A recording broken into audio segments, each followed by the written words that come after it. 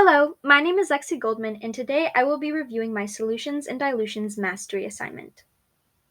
Our first concept is accurately describe what a solution is. Define solute and solvent.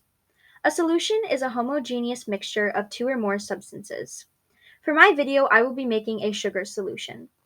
A solute is a substance that is dissolved in a solution. The solute in my solution is table sugar. A solvent is a substance that dissolves a solute to form a solution. The solvent in my solution is water. The second concept is accurately determine the mass of solid necessary to make a specific volume of a specific concentration. For my solution, the desired concentration is a 0.02 molar solution, and the desired volume is 50 milliliters. To determine the mass of solid necessary, we will need to use the equation for molarity, which is moles of solute over liters of solution, and we will need to convert using the molar mass of sugar, which is roughly 342.3 grams. To begin, we must first convert the desired volume to liters. We do this by taking 50 milliliters and dividing by 1,000, which gives us 0.05 liters of solution. Then we must substitute the liters of solution and the desired concentration into the equation for molarity. This gives us 0.02 molarity equals unknown moles of solute over 0.05 liters of solution. After solving, we find that X equals 0.001 moles of sugar. Then we must convert the moles of sugar to grams of sugar. We do this by taking 0.001 moles of sugar and multiplying it by the molar mass of sugar. This gives us roughly 0.342 grams of sugar. This is the mass of solid necessary to make a 50 milliliter solution with a concentration of 0.02 molarity, which is a 0.02 molar solution. The third concept is accurately describe how to physically make an aqueous solution from a solid, including appropriate glassware. I will complete this concept as I explain my process in the next video, where I make my sugar solution in lab. In order to make my solution, I must first weigh out the necessary grams of sugar. I begin by placing my weigh boat on the balance and tairing it. After I've taired my balance, I can then start placing the grams of sugar into the weigh boat. For my solution, I am measuring out 0.342 grams of sugar.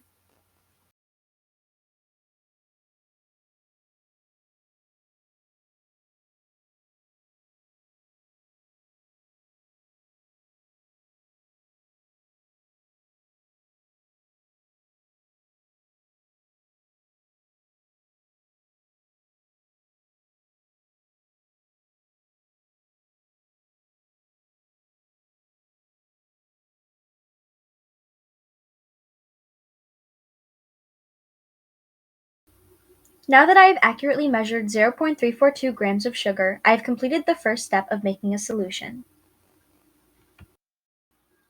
In this video, I will demonstrate how to make a solution. I began by placing a funnel into a 50 milliliter volumetric flask. I poured some water into the bottom of the flask and released any air bubbles. I then took the weigh boat that had the sugar and began pouring it into the flask. I used the water bottle to rinse the sides of the weigh boat to ensure that all of the solute made it into the flask.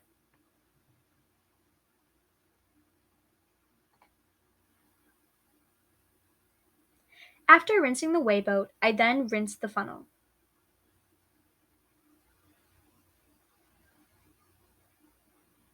This ensured that all of the solute made it into the flask. I then removed the funnel. After removing the funnel, I rinsed the sides of the flask to ensure all of the sugar made it into the solution. I then swirled the flask in order to dissolve the sugar.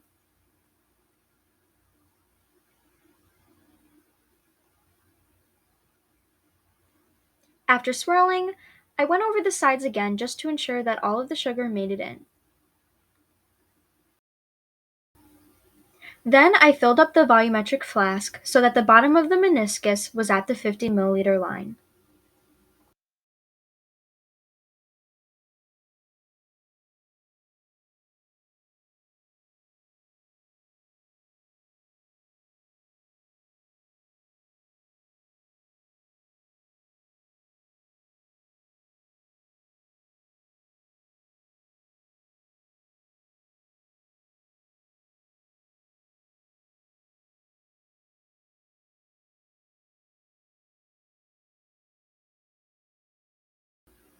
Once I filled the volumetric flask with deionized water to the point where the bottom of the meniscus was at the 50 milliliter line, I covered the flask with parafilm. After covering the flask, I inverted the solution about 10 times in order to mix the entire solution well.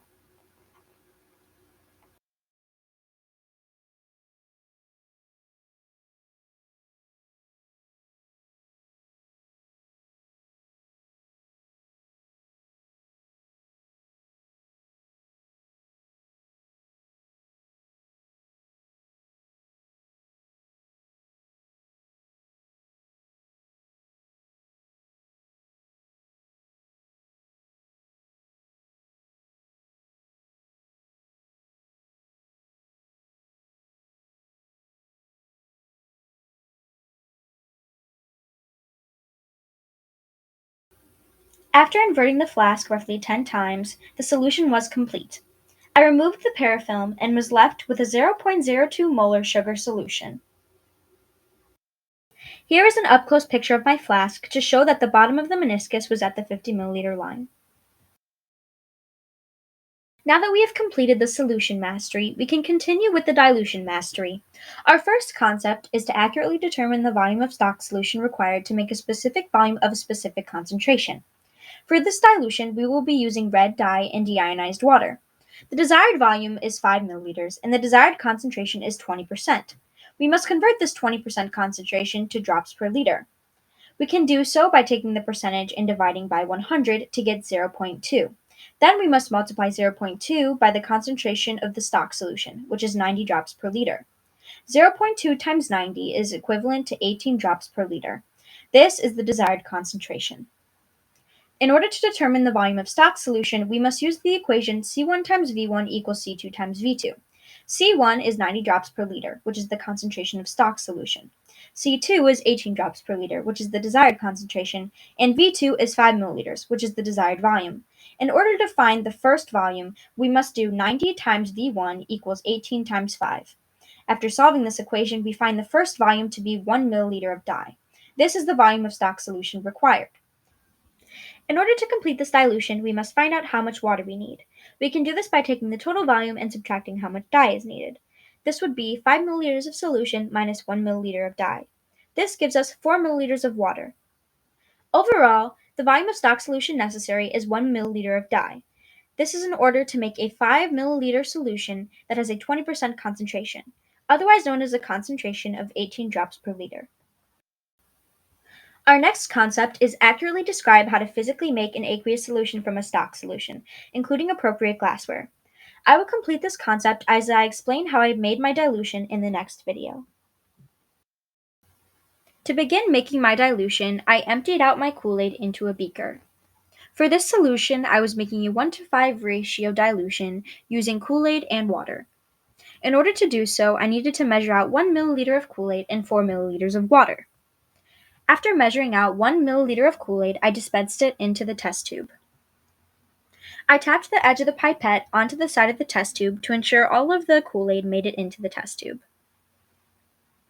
After dispensing the Kool-Aid, I then put the rest of it back into the beaker. I then began measuring 4 milliliters of deionized water. After measuring 4 milliliters of water, I dispensed it into the test tube. Just like with the Kool-Aid, I tapped the side of the pipette onto the side of the test tube in order to make sure that all of the water made it into the test tube. After dispensing all of the liquid, I swirled the test tube to incorporate all of the materials. Now my dilution is complete.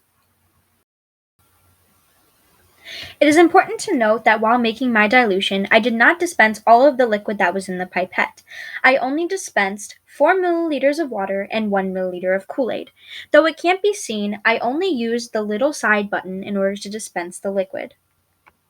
This concludes my Solutions and Dilutions Mastery assignment. Thank you.